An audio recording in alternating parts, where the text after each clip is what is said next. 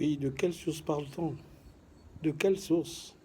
Est-ce que le monde, est-ce que chaque pays, chaque être humain a eu un Dieu créateur? Nous n'avons qu'un seul Dieu. Nous n'avons qu'un seul Dieu, celui qui a créé les cieux et la terre. Alors si nous devons parler de source, revenons à la création du monde. Ne trompez pas les gens avec des vains discours, parce que ces discours ne s'appuient sur rien. Vous êtes obligé de parler de la Bible en vous appuyant sur les écritures bibliques. Mais quand vous demandez aux gens de revenir sur les sources, de quelle source parlez-vous? De quelle source? Il s'agit de quoi? Quelle source? Vous voulez diaboliser quelque chose qui a surmonté les époques et qui est toujours là, au détriment de ceux qu'on ne connaît même pas de vos sources.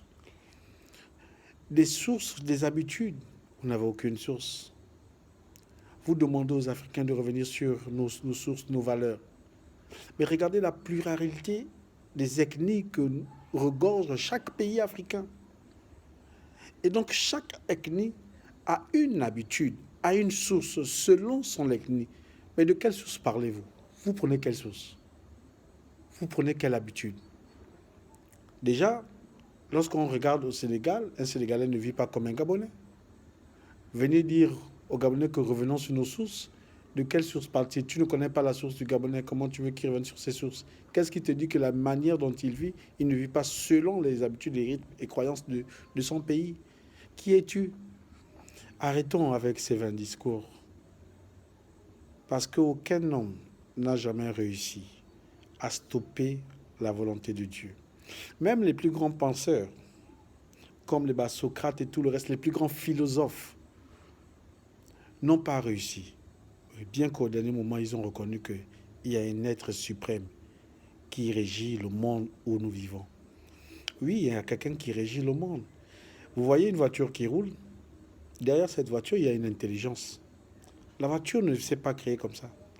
Il y a eu quelqu'un qui a apporté son intelligence pour que cette voiture roule.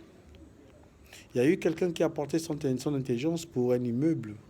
Il y a eu quelqu'un qui a apporté son intelligence pour des habits.